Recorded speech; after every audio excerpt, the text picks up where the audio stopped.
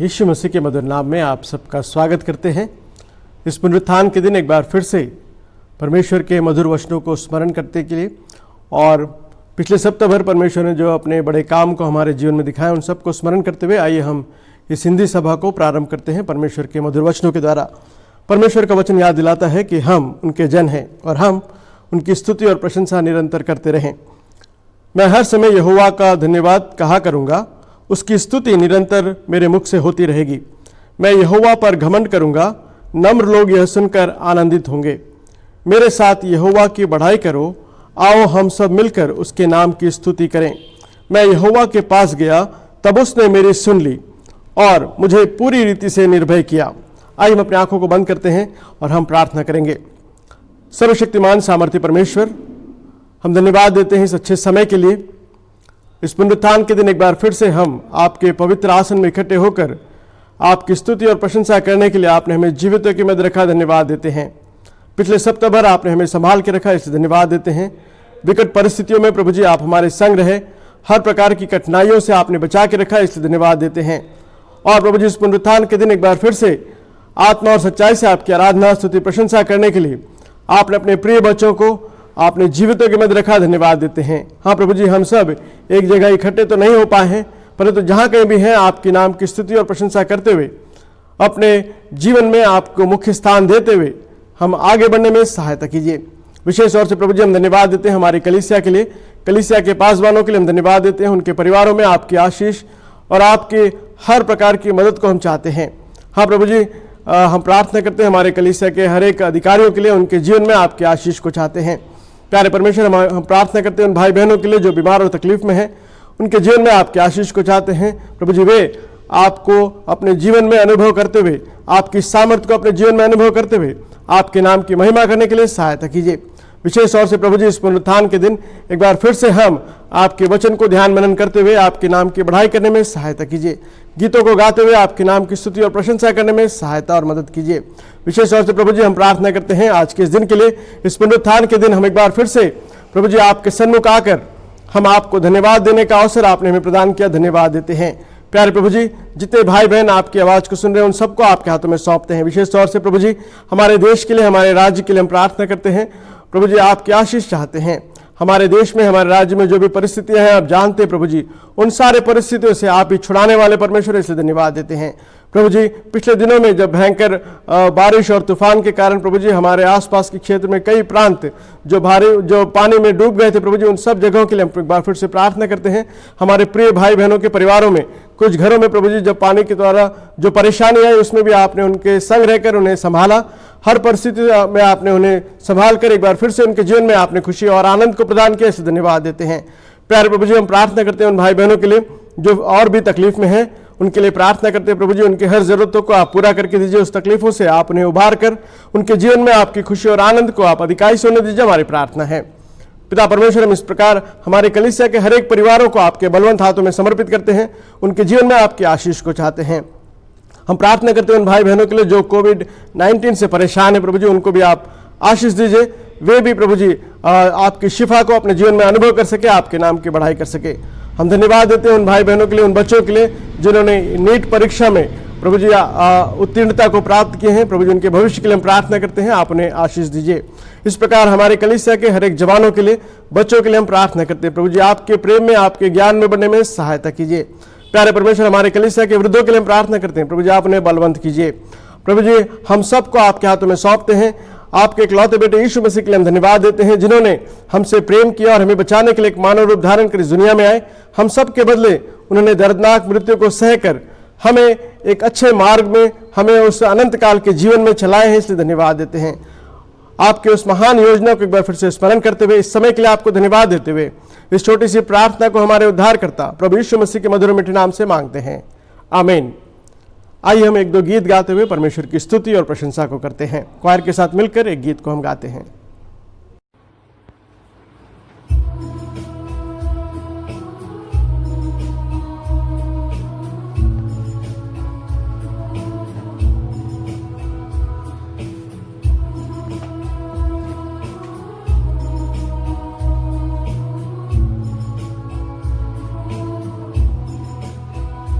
जो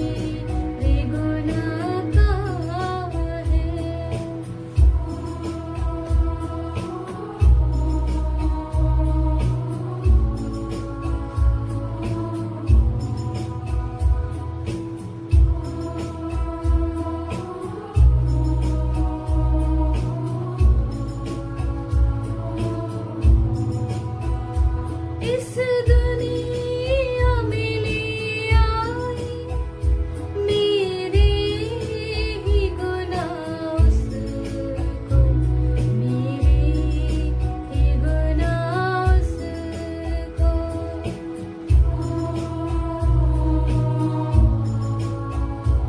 इस दुनिया में ले आई मेरे ही गुनाह उसको, मेरे ही गुनाह उसको। ये जुल्म सितम उस पर मैंने ही कराया है, जो क्रूस पे कुर्बान है, वो मेरा मसीहा है। हर ज़ख्म जो उसका है, वो मेरे गुनाह का है, वो मेरे गुनाह का है, जो क्रूस पे कुर्बान है। यीशु मसीह के मधुर नाम में एक बार फिर से आप सबका स्वागत करते हैं। इस पुनरुत्थान के दिन हम सब परमेश्वर की स्तुति प्रशंसा करने के लिए, हम सब इस समय में उनके नाम को ऊंचा उठाने के लिए इकट्ठे हो पाए हैं। हालांकि हम चाह रहे थे कि इस सप्ताह हम सब कलीसिया में इकट्ठे हो पाएँ, परंतु कुछ कारणवश हम सब इस सप्ताह भी अपने अपने घरों में रहकर परमेश्वर के वचन को सुनते हुए परमेश्वर के नाम की महिमा कर रहे हैं। हम सब जानते हैं कि पिछले दिनों में जो घटनाएं घटी है, विशेष तौर से हैदराबाद में जो बारिश का समय था, बहुत से लोगों ने अपने घरों में और उनके परिवारों में बहुत से सामान की क्षतिग्रस्ती भी हुई है। इस प्रकार बहुत से परिस्थितियों को हमने देखा है और इस प्रकार की बारिश के बारे में शायद हमने सुना था लेकिन कभी देखे नहीं थे। परंतु इन सारे बातों के बीच में हम पाते हैं कि परमेश्वर का हाथ जो है अपने बच्चों पर अधिकाई से रहा और उनकी सुरक्षा का कवच हमारे ऊपर था, जिसके कारण हम सब सुरक्षित हैं और हम सब परमेश्वर की स्तुति और प्रशंसा कर पा रहे हैं। तो जो हम सुरक्षित हैं, हमारा ये फर्ज बनता है कि हम परमेश्वर को धन्यवाद दें और जिनके परिवारों में तकलीफ आई है उनके लिए हम प्रार्थना करें। कुछ लोगों के जीवन में परेशानी आई है, कुछ लोगों ने उनका धन माल का जो नुकसान हुआ है, अगर हम उस प्रकार के लोगों को अपने आसपास देखते हैं तो हम उनके लिए प्रार्थना करें और हो सके तो हम उनकी सहायता करें। तो ये पिछले दिनों में हमारे जीवन में, हमारे आसपास के क्षेत्रों में हमने देखा है। और उतना ही नहीं, हम सुन रहे हैं कि अलग अलग राज्यों में भी बारिश के कारण काफ़ी तकलीफों का सामना लोग कर रहे हैं। तो हमें चाहिए कि हम उन सब के लिए प्रार्थना करें और परमेश्वर के सन्मुख आकर परमेश्वर से हम मांगे कि परमेश्वर अपने प्रिय लोगों को बचा सके और हम सब उन सब बातों को जब देखते हैं तो परमेश्वर के नाम की महिमा कर सके। आइए हम थोड़ा समय परमेश्वर के वचन की ओर अपने ध्यान को आकर्षित करेंगे। आज मेरे साथ मिलकर फिलिपियों की पत्री में आइए। फिलिपियों की पत्री उसका दूसरा अध्याय, फिलिपियों की पत्री उसका दूसरा अध्याय, हम उसके पहले 11 वचनों को हम सीखने की कोशिश करेंगे। परमेश्वर हमसे कुछ महत्वपूर्ण बातों को सिखाना चाहते हैं। परमेश्वर ने अपने दास प्रेरित पौलुस को जब अपनी कलीसिया के लिए कुछ बातों को लिखने के लिए कहा, तो प्रेरित पौलुस ने कलीसिया के लिए बहुत ही अच्छी अच्छी बातों को उन्होंने लिखा है। उन अच्छी अच्छी बातों में से हम कुछ महत्वपूर्ण बात जो है दूसरे अध्याय में हम देखते हैं। पहले अध्याय में हम बहुत ही महत्वपूर्ण बातों को सीखते हैं और परमेश्वर के उस प्रेम को और उनके प्रार्थना रूपी धन्यवाद को हम सब देखते हुए जब हम दूसरे अध्याय में आते हैं तो हम प्रेरित पौलुस के द्वारा एक बहुत ही अच्छे एक संदेश को हम सुनते हैं और उसे हमें करने की कोशिश करना है। जो संदेश हम पढ़ते हैं या सुनते हैं उस प्रकार हम जो है हम जीने की कोशिश करें, ये परमेश्वर का वचन हमसे चाहता है। तो आइए मेरे साथ मिलकर फिलिपियों की पत्री उसके दूसरे अध्याय में आइए। दूसरे अध्याय में पहले 11 वचन को अगर हम देखें तो उसमें से पहला 3 या 4 वचन जो है वो हमें किस प्रकार एक मसीह जीवन को जीना है उसके लिए 4 महत्वपूर्ण बातों को सिखाते हैं। और उसके बाद यीशु मसीह के एग्जाम्पल को लेते हुए हम 5वें वचन से लेकर 11वें वचन को हम पढ़ते हैं। सो आइए मेरे साथ मिलकर हम इन वचनों को सीखने की कोशिश करेंगे। हम पहले 3-4 वचनों को हम पढ़ेंगे, उसके बाद हम देखेंगे कि परमेश्वर का वचन हमसे क्या कहता है। आइए मेरे साथ मिलकर फिलिपियों की पत्री उसके दूसरे अध्याय में, फिलिपियंस चैप्टर 2 वर्स नंबर 1, वहां लिखा है, यदि अतः यदि मसीह में कुछ शांति है और प्रेम से ढाढ़स और आत्मा की सहभागिता और कुछ करुणा और दया है, तो मेरा यह आनंद पूरा करो कि एक मन रहो और एक ही प्रेम, एक ही चित्त और एक ही मनसा रखो। विरोध या झूठी बढ़ाई के लिए कुछ न करो, पर दीनता से एक दूसरे को अपने से अच्छा समझो। हर एक अपने ही हित की नहीं वरन दूसरों के हित की चिंता करें। जैसा मसीह यीशु का स्वभाव था वैसा ही तुम्हारा भी स्वभाव हो। परमेश्वर अपने इस वचन के पढ़े जाने को आशीष दे। इन वचनों को अगर हम देखें तो वहां पर हम पाते हैं कि प्रेरित पौलुस कह रहे हैं, यदि से इस बात को शुरू कर रहे हैं। यदि मसीह यीशु में कुछ शांति है, if you have any consolation in Christ, इस प्रकार उन्होंने शुरू किया। उसके आगे देखिए, if you have any comfort of love, if you have any fellowship of the spirit, if you have any bowel and the mercies in Christ. इन बातों को लिखते हुए कह रहे हैं, यदि मसीह में कुछ शांति है आपको, यदि आप पवित्र आत्मा की सहभागिता से अगर चल रहे हैं, यदि आप परमेश्वर की करुणा और दया को अपने जीवन में अनुभव किए हैं, तो देखिए पहले वचन में हम पाते हैं कि अगर हमने परमेश्वर यीशु मसीह के प्रेम को चखा है तो, या अगर हमने पवित्र आत्मा परमेश्वर की सहभागिता में अपने जीवन को बिताए हैं तो, या हमने पिता परमेश्वर की दया और करुणा को अपने जीवन में अनुभव किए हैं, तो हमें क्या करना है। और अगर देखिए यहाँ पे तीनों बात को, अगर त्रिएक परमेश्वर को अगर हम देखें, वहां पे लिखा है पिता परमेश्वर की करुणा और दया अगर आपने पाई है तो, यीशु मसीह की शांति अगर आप पाई है तो, यीशु मसीह का प्रेम अगर आपने पाया है तो, अगर यीशु मसीह या पवित्र आत्मा परमेश्वर की सहभागिता आपके जीवन में आपने अनुभव किया है तो आपको क्या करना है। तो प्यारे दोस्तों, अगर इन तीनों बातों को अगर हम देखें तो हम सब ने परमेश्वर की अनुग्रह को अपने जीवन में अनुभव किया है, यीशु मसीह के शांति को हमने अपने जीवन में अनुभव किया है, और पवित्र आत्मा परमेश्वर की सहभागिता को हमने अपने जीवन में अनुभव किया है। अगर हमने ऐसा किया है तो दूसरे वचन में लिखा है, तो मेरा यह आनंद पूरा करो।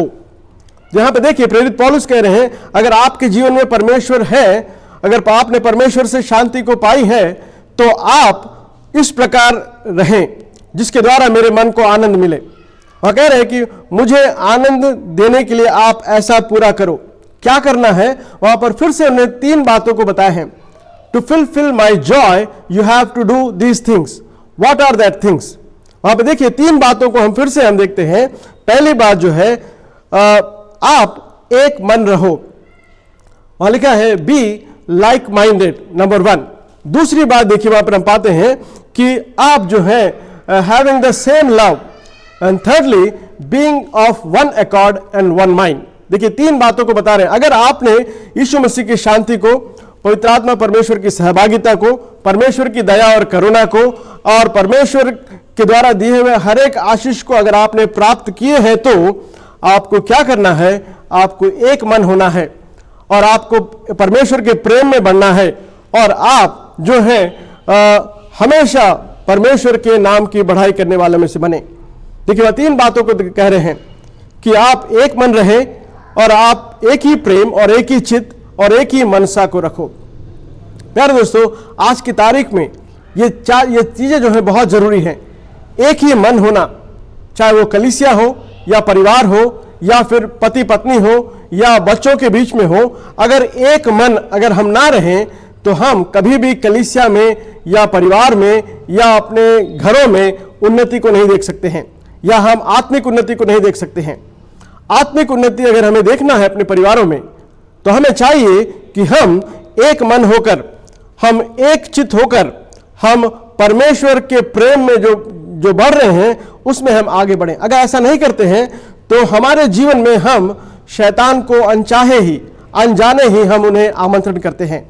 और आज की तारीख में बहुत सी जगह पर, बहुत से परिवारों में, बहुत से कलीसियाओं में हम इस प्रकार की समस्याओं को देखते हैं, जहां पर एक मन, एक चित्त और एक प्रेम जो है नहीं होने के कारण शैतान जो है उस परिवार में, उन पति पत्नी के बीच में या भाई बहनों के बीच में बहुत सी गड़बड़ियों को फैलाकर उनके जीवन के शांति को, जो शांति उन्होंने यीशु मसीह में, परमेश्वर में अनुभव किया है, उस शांति को खराब करने की कोशिश में है।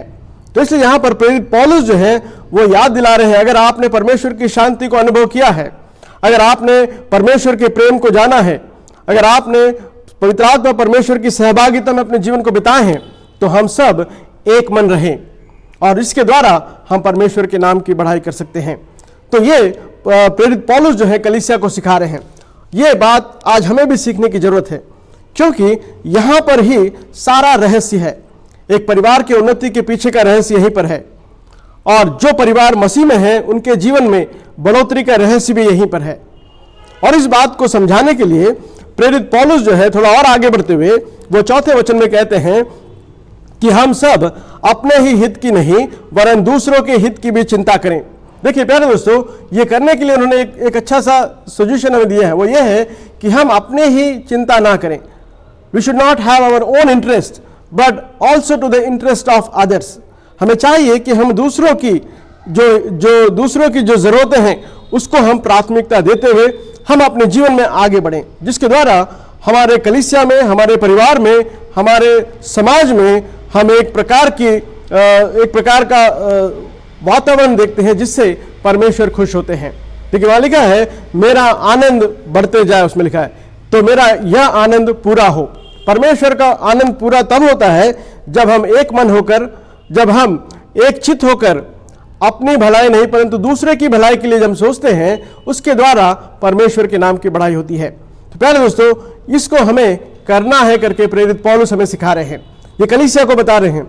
ये प्रेरित पौलुस जो इस फिलिप्पी की जो लेटर को लिख रहे हैं वो एक कलीसिया को लिख रहे हैं, आपको और मुझे लिख रहे हैं। और इस कलीसिया को लिखते हुए आपको और मुझसे कह रहे हैं कि हमें इस प्रकार रहना है। इस बात को समझाने के लिए उन्होंने बहुत ही अच्छे रूप से यीशु मसीह के जीवन को उन्होंने दर्शाया है। तो 5वें वचन से लेकर 11वें वचन को अगर हम देखें तो वहां पर यीशु मसीह के उस महत्वपूर्ण कार्य को हम देखते हैं।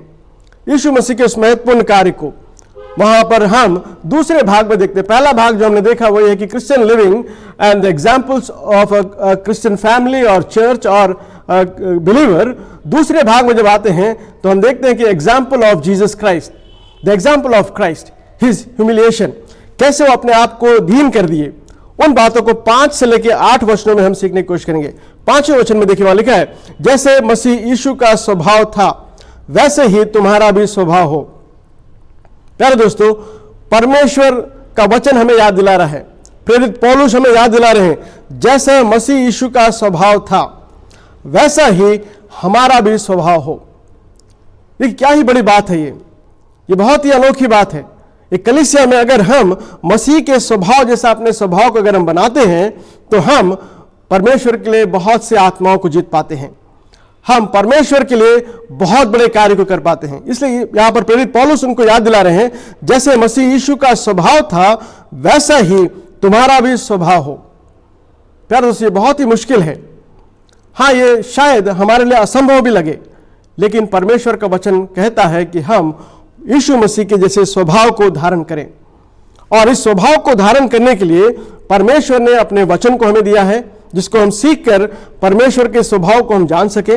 पवित्र आत्मा परमेश्वर हमारे साथ है कि हम यीशु मसीह के स्वभाव को धारण करके इस कठिन परिस्थितियों में हम खुशी और आनंद के साथ परमेश्वर के नाम की महिमा कर सकते हैं।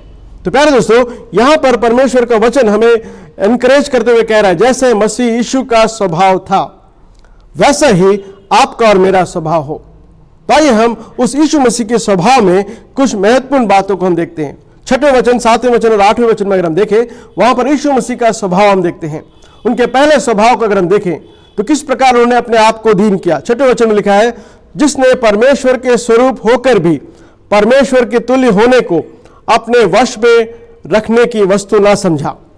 प्यारे दोस्तों, यीशु मसीह जो परमेश्वर के स्वरूप में थे, जो परमेश्वर के स्वरूप हैं, जो परमेश्वर हैं, वे अपने आप को दीन और नम्र कर दिए।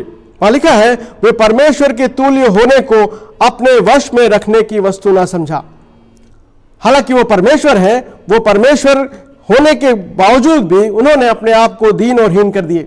वहां पर हम 3-4 महत्वपूर्ण बातों को देखते हैं। पहली बात जो हम देखते हैं वो ये है कि he consecrated to humble himself, he laid aside his divine form, he made himself of no reputation।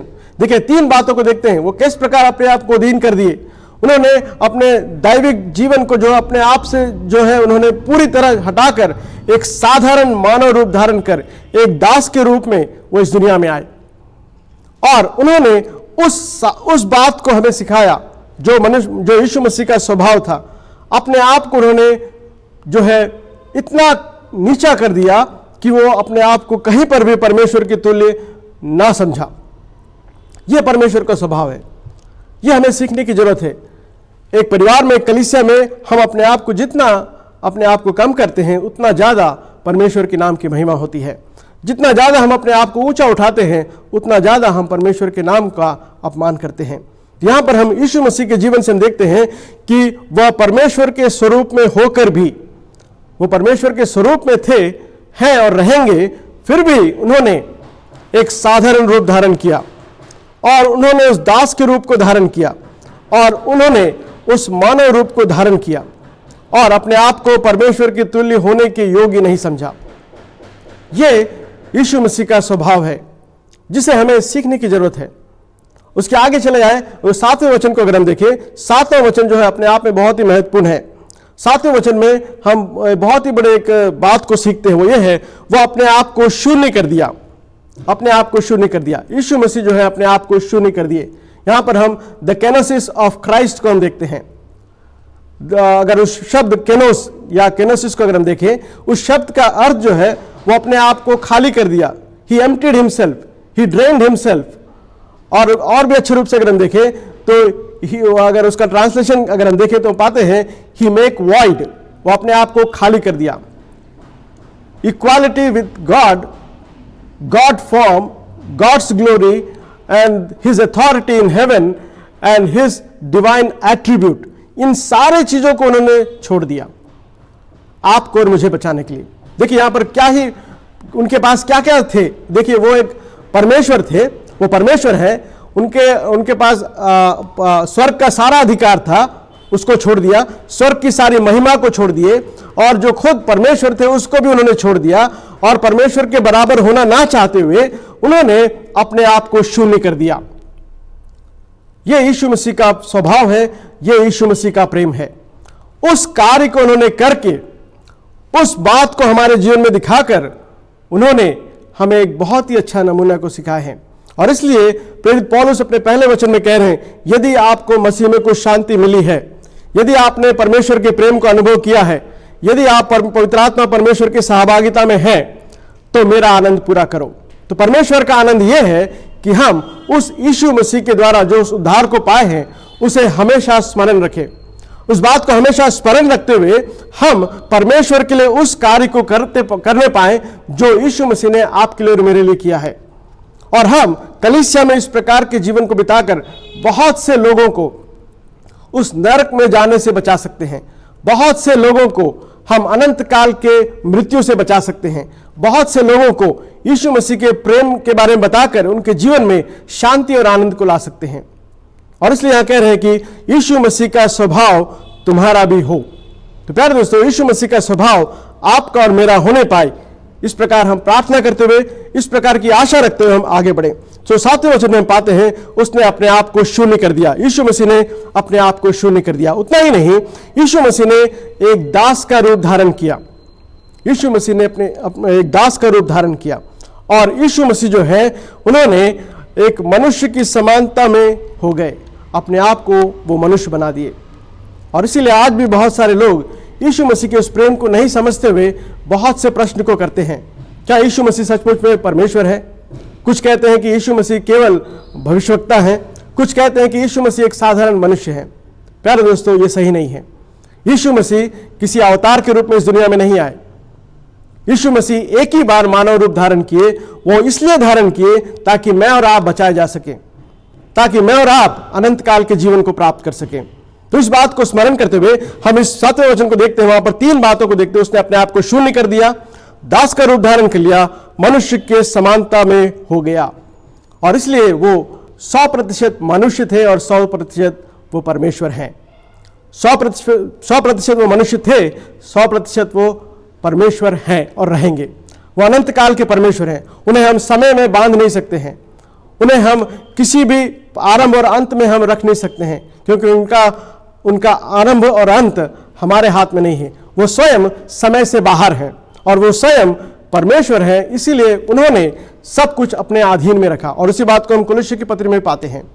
तो प्यारे दोस्तों, यहाँ पर यीशु मसीह के उस जीवन को हम देखते हैं जहाँ पर उसने अपने आप को मनुष्य की समानता में कर दिया और मनुष्य के समान होकर आपको और मुझे उन्होंने बचा लिया। तो इस बात को हम देखते हैं।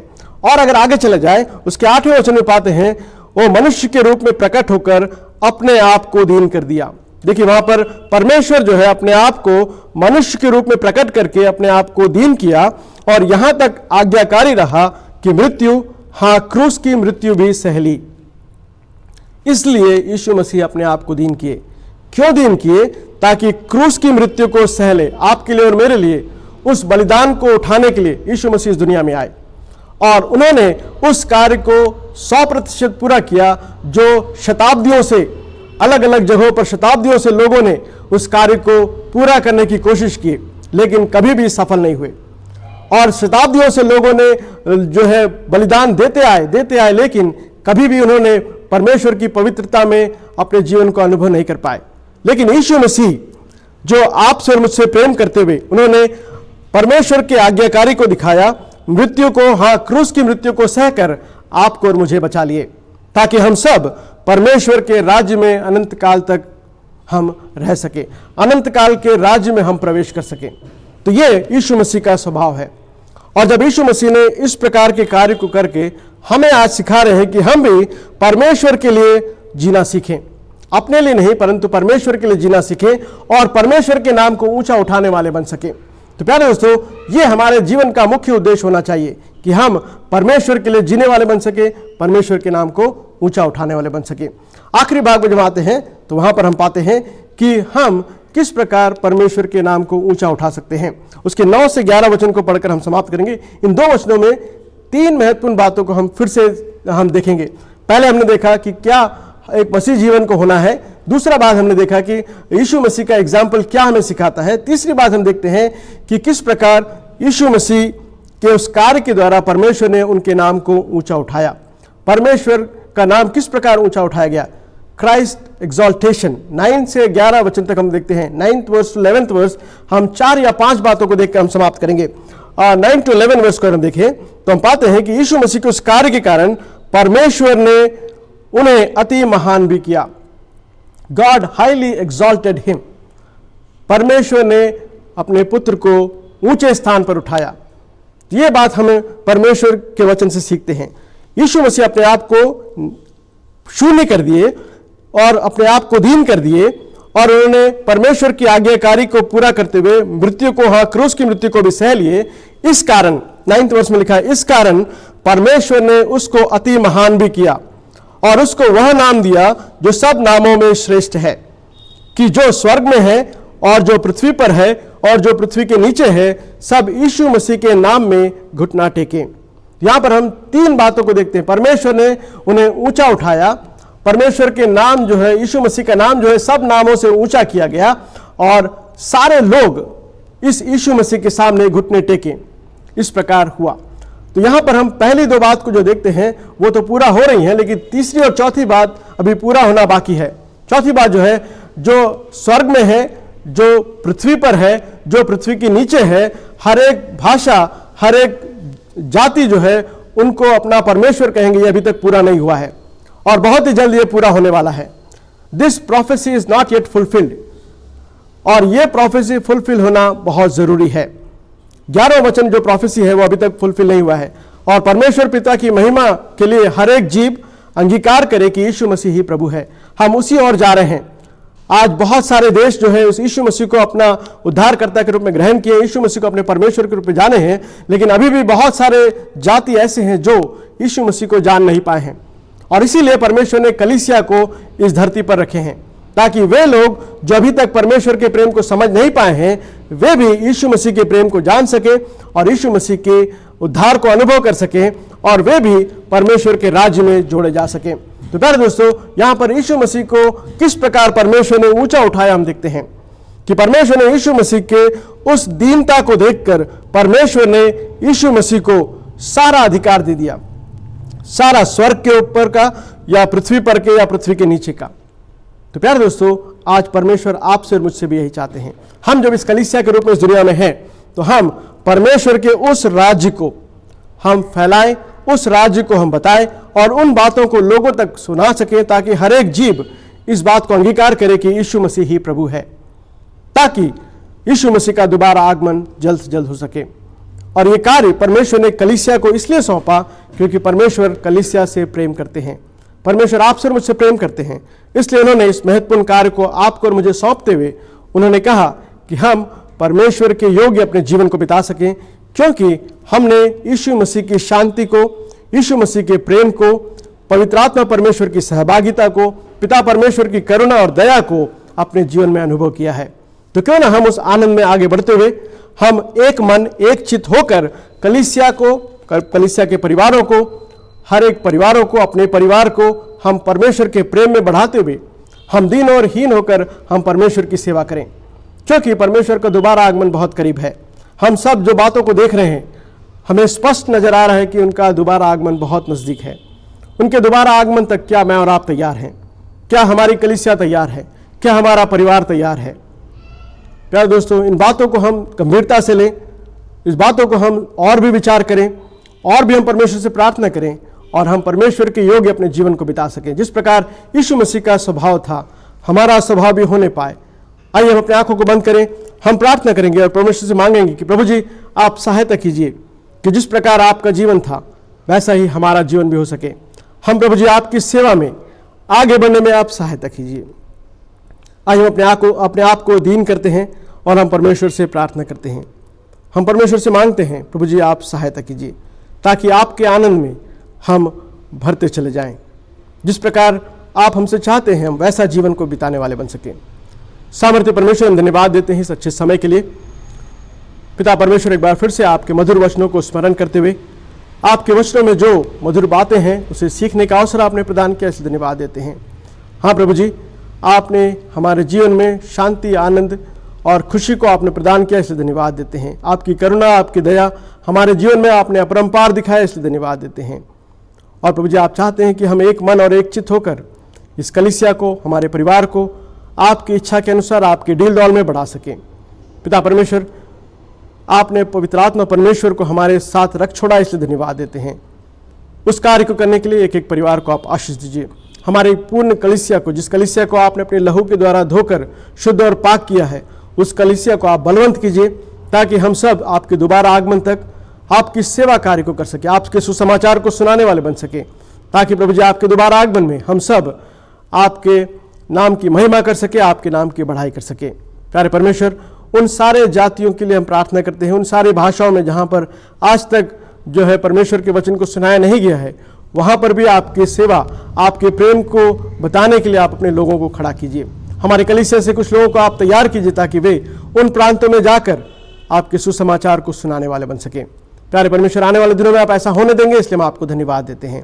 हमारे कलीसिया के हर एक लोगों को आपके हाथ में सौंपते हैं, हर एक परिवारों के लिए हम धन्यवाद देते हैं। सारे परिवारों को आपके बलवंत हाथों में समर्पित करते हैं।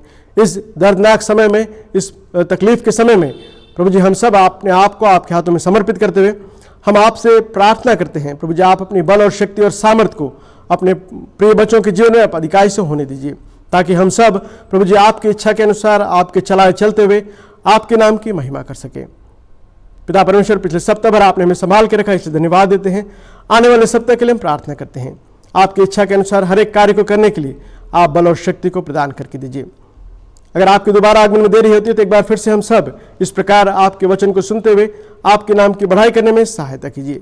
हम सबों को आने वाले सप्ताह को आपके बलवंत हाथों में समर्पित करते हुए इस छोटी सी प्रार्थना हमारे उद्धारकर्ता प्रभु यीशु मसीह के मधुर और मीठे नाम से मांगते हैं, आमीन। अब हमारे पिता परमेश्वर का प्रेम, पुत्र परमेश्वर के अनुग्रह और पवित्र आत्मा परमेश्वर की सहभागिता अब से लेकर हमेशा हमेशा तक हम सब के साथ बनी रहने पाए, आमीन। Thank you.